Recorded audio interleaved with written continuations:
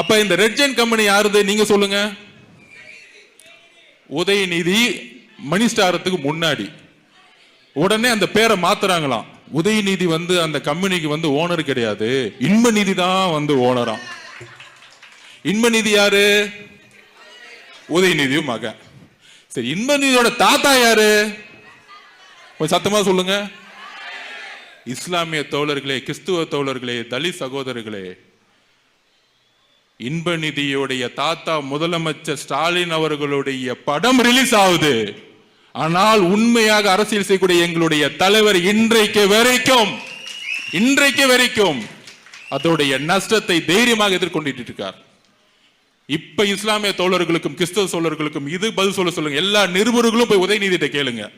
அது எப்படி சார் உங்க படம் மட்டும் பாஜக சர்டிபிகேட் கொடுக்குது, அவரது மட்டும் கொடுக்கல, உங்களுடைய மகன் மட்டும் வியாபாரம் பண்றாரு, படத்தை ரிலீஸ் பண்ணிட்டாரு.